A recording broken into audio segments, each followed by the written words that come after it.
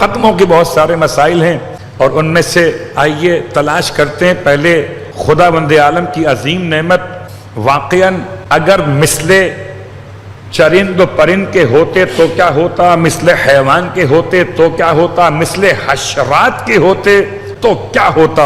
اس نے 2 ٹانگوں پہ چلنے والا حیوان قرار دیا۔ اور کبھی اپنی ٹانگوں کی صنعت پہ غور کیجئے، اللہ نے بنائی کیسے ہیں۔ قسم خدا، کولے کی ہڈی سے لے کر ریڑھ کی ہڈی اور کمر کی ہڈی سے لے کر آخر تک یہ تمام کے تمام ایسا نظام خدا نے بنایا ہے کہ آپ اپنی مرضی سے اس کو موو کر رہے ہیں۔ انگلی ہلانی ہو تو ہاتھ استعمال کرنا نہیں پڑتا، پاؤں موڑنا ہو تو ہاتھ استعمال کرنا نہیں پڑتا، ارے گھٹنا موڑنا ہو تو آپ کو زحمت اٹھانی نہیں پڑتی۔ کیا خدا کی نعمتیں، اچانک اٹھتے ہیں، اٹھ کے چلے جاتے ہیں۔ اور خدا کا احسان ہے کہ جب حالت نماز میں کھڑے ہوں تو یہ ٹانگیں بڑی کام آتی ہیں، اتنی کام آتی ہیں کہ اگر یہ ان میں صلاحیت نہ ہوتی تو قسم خدا رکوع میں جھکنا ممکن نہ ہوتا، رکوع سے سجدے میں جانا ممکن نہ ہوتا۔ ذرا ان سے پوچھیے کرسی پہ نماز پڑھ رہے ہیں،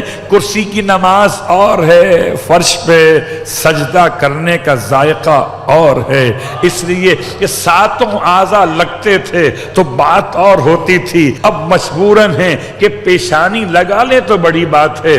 تو خدا کا شکریہ ادا کرنا چاہیے ان نعمتوں پر، اور انہیں استعمال کرتے ہوئے ان کا حق پہچان لینا چاہیے کہ پروردگار عالم نے انسان کو 2 قدم عطا کیے ہیں اور ایسے بیلنس عطا کیے ہیں کہ قسم بخدا اگر کھڑا ہونا چاہے تو پاؤں کی گرپ بنانے کے لیے خدا نے درمیان میں ایسے پاؤں کے نقشے کو بنایا ہے کہ انسان کھڑے ہونے میں ناکام نہیں، کامیاب ہے۔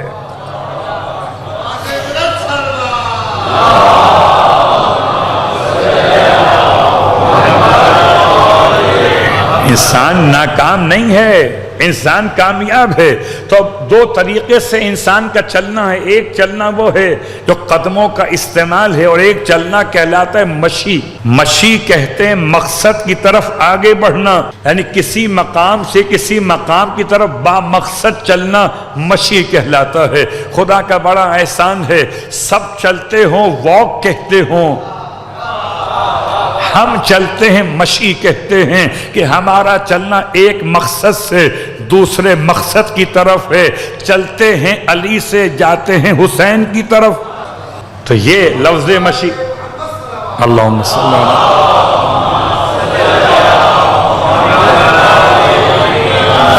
انسان کو خدا نے یہ نعمتیں عطا فرمائیں کہ اس کو ارادہ اور اختیار کی آزادی عطا فرمائی۔ بتائیے آپ جب مجلس میں آئے تو کسی کے مجبور کرنے سے آئے تھے یا آپ کو اندر سے خدا کی طرف سے ہدایت موجود تھی کہ آپ فرش عزا پہ چلے آئے؟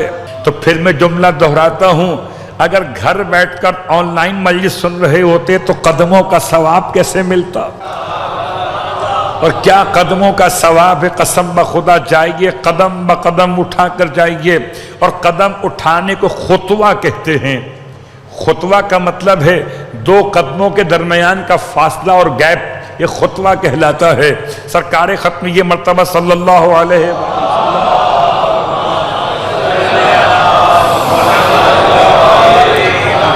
کیسے چلتے تھے اللہ کے رسول؟ ارشاد فرماتے ہیں مولا کائنات کہ ایسے چلتے تھے جیسے کوئی انسان اوپر سے نیچے کی جانب اتر رہا ہو، اوپر سے نیچے کی جانب اتر رہا ہو۔ فرق واضح ہے، نیچے سے اوپر جانا انسان کی سپیڈ کم کر دیتا ہے، اور اوپر سے نیچے آنا انسان کی سپیڈ کو بڑھا دیتا ہے۔ اب چاہے آپ کہیں کہ زمین کی قوت اور کشش سے ثقل موجود ہے تو انسان کو اپنی طرف کھینچ رہی ہے، لیکن انسان جب اوپر سے نیچے آئے تو تیز آ رہا ہوتا ہے۔ اللہ کے رسول آتے اس طرح، چلتے اس طرح تھے، نارمل زمین پر بھی جیسے سیڑھیاں اتر رہے ہوں، لیکن آپ کی رفتار میں وہ تیزی نہیں تھی جسے دوڑنا کہا جائے۔ اصحاب کہتے ہیں ہم اللہ کے رسول کے ساتھ چل نہیں پاتے تھے، ہمیں ساتھ چلنے کے لیے تقریباً دوڑنا پڑتا تھا۔ اللہ اکبر! کون ہے جو پیغمبر کے قدم سے قدم ملا کے چل سکے سوائے علی ابن ابی طالب؟ صلوات پڑھیں محمد۔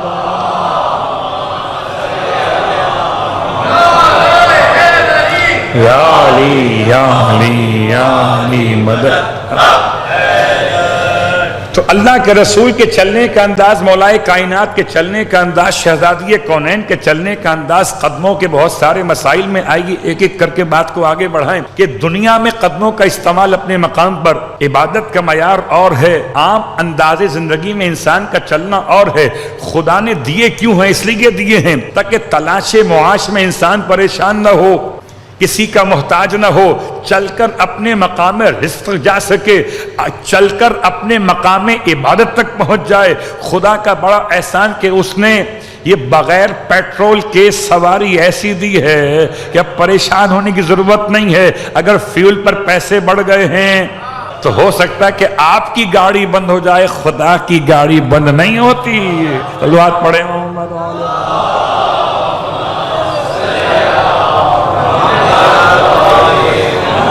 آپ کی گاڑی تو بند ہو سکتی ہے، خدا کی گاڑی بند نہیں ہوتی۔ اس لیے پروردگار عالم نے انسان کو اتنی صلاحیت عطا کی قدموں کے استعمال میں۔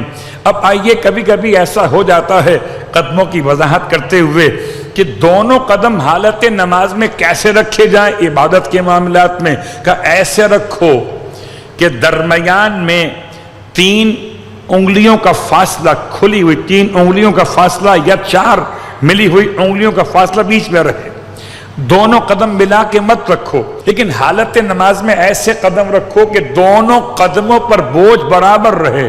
ایسا نہ ہو کہ ایک طرف بوجھ زیادہ ہو جائے، ایک طرف کم ہو جائے۔ خدا کا بڑا احسان ہے کہ نماز میں کھڑے ہونے کا سلیقہ سکھایا، پھر رزق میں تلاش کرنے کے لیے قدموں کو وسیلہ بنایا، اور پھر اگر کوئی مشکل پیش آئی، جیسے کہ راوی کہتا ہے کہ امام حسین علیہ السلام کی خدمت مقدس میں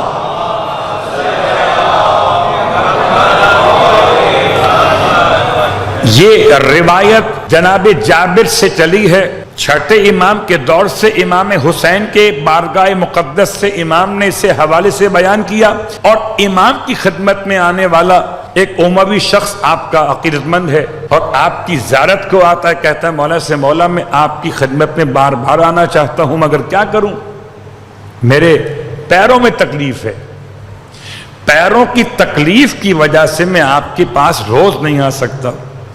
امام نے ارشاد فرمایا تم امام حسن کی تعویذ سے علاج کیوں نہیں کرتے؟ مولا حسین بتا رہے، مولا حسن کا تعویذ، مولا حسن کا تعویذ کیا ہے پیروں کے علاج کے لیے؟ ارشاد فرمایا، جب پوچھا اس نے کہ بتائیے کون سے تعویذ کی بات کر رہے ہیں، ارشاد فرمایا کہ امام ارشاد فرماتے ہیں امام حسن مجتبی کہ جب کبھی پیروں میں تکلیف ہو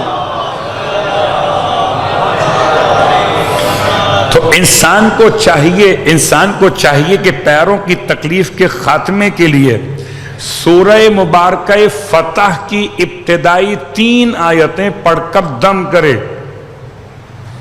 سورہ فتح کی ابتدائی 3 آیتیں، سورہ نصر نہیں، سورہ فتح، انا فتحنا لکا فتحا مبینہ سے لے کر ینصرک اللہ نصرا عزیزا تک 3 آیتیں مکمل ہو رہی ہیں کہ یہ 3 آیتیں پڑھ کر اپنے پیروں پہ دم کرے تو پروردگار عالم اس کے پیروں کی مشکلات کو دور کر دے گا اور انسان بڑے اطمینان سے اپنے پیروں کو استعمال کر سکے۔ قسم بخدا پیروں کا مسئلہ الگ تھا تو دعا الگ بتائی ہے، اور جب مسئلہ پنڈلی کا آیا تو اس کی دعا الگ۔ ہو سکتا ہے کبھی کسی کے پیر کا مسئلہ ہو تو سورہ فتح کی 3 آیتیں پڑھ لے اور جب تک پڑھتا رہے، اللہ اکبر، جب تک شفا نہ ملے۔ یہ بات یاد رکھیں، ہم بڑی جلدی گھبرا جاتے ہیں۔ جب ڈاکٹر کو پیسے دیے ہو نا تو 1 سال تک دوا کھاتے ہیں، چاہے فائدہ ہو رہا ہو۔ صلوات پڑھیں محمد علیہ۔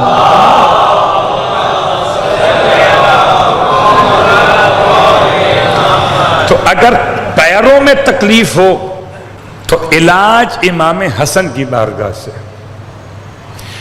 میں سمجھ نہیں پا رہا تھا کہ ایسا کیوں ہے، اور پھر میں آپ کی خدمت میں عرض کرتا ہوں، جب بھی کسی معصوم کی بارگاہ سے کوئی علاج ملا ہو تو یہ بڑی ناانصافی ہے کہ اسی معصوم کو اگنور کر دیا جائے. اگر علاج امام حسن کی بارگاہ سے ہے تو پھر علاج کرنے والے کو چاہیے کہ پہلے امام حسن کی بارگاہ میں سلام تو عرض کر لے، اور جب سلام عرض کرے گا تو پھر روایت پکار کے کہے گی کہ جو شخص بھی حسن کی زیارت پڑھے تو خدا پلے صراط پر اس کے قدم اس دن مضبوط کرے گا جس دن تمام انسانوں کے قدم ڈگمگا رہے ہوں گے. تو کوئی تعلق ہے زیارت کا اس دعا سے؟ یہاں پڑھو تو یہاں درد دور ہو جائے، سلام کرو تو وہاں گرنے سے نجات. صلوات پڑھے محمد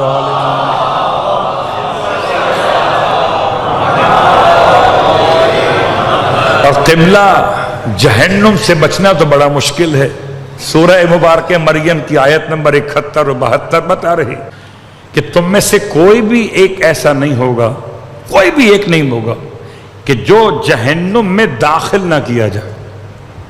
وَإِن مِّنكُمْ، کوئی بھی نہیں ایسا، الا مگر یہ کہ واردھا، وہ جہنم میں وارد ہوگا. روایت آیت کے ذیل میں کہ سب کے سب گزر کے وہیں سے جائیں گے. اب یہ الگ بات ہے کہ گزرنے سے کیا مراد لیا گیا، داخلہ یا قربت. دور سے جہنم دیکھتے ہوئے جائیں گے، اور ہو سکتا ہے وہاں کہیں کوئی پرانے ملنے والے دکھائی دے رہے ہوں تو ان کو ذرا سا خدا حافظ کہتے ہوئے جائیں گے. ایسا نہیں کہ اصل ورود ہے دخول، اصل ورود ہے دخول. تو جہنم میں سب کو داخل ہونا پڑے گا، اور جنت میں جانے کے لیے جہنم میں داخل ہوئے بغیر جنت میں پہنچنا ممکن نہیں ہے. غور کیجئے گا، اگر خدا ڈائریکٹ جنت میں بھیج دے تو پتہ کیسے چلے جہنم ہوتا کیا ہے. لیکن اس کا مطلب یہ نہیں ہے. کیا مطلب اس کا؟ کہ پروردگار دکھانا چاہتا ہے کہ جب مومن جہنم سے گزرے گا تو جہنم کے شعلے ایسے سرد ہو جائیں گے جیسے ابراہیم کے لیے نار نمرود گلزار بن گئے.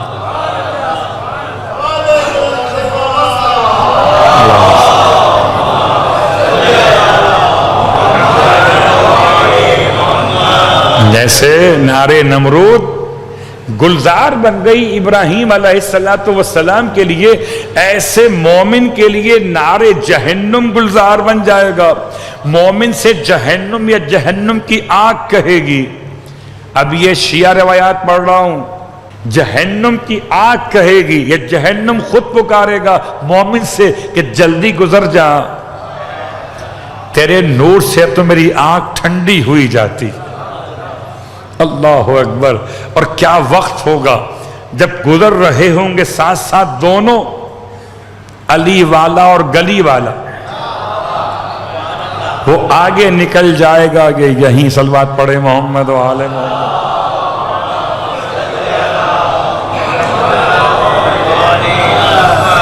بھئی الفاظ کا انتخاب کرنا پڑتا ہے نا آج کل، دیکھ کر آپ کو معلوم ہے نا. تو جہنم میں دونوں ساتھ جائیں گے، ایک رہ جائے گا ایک نکل جائے گا.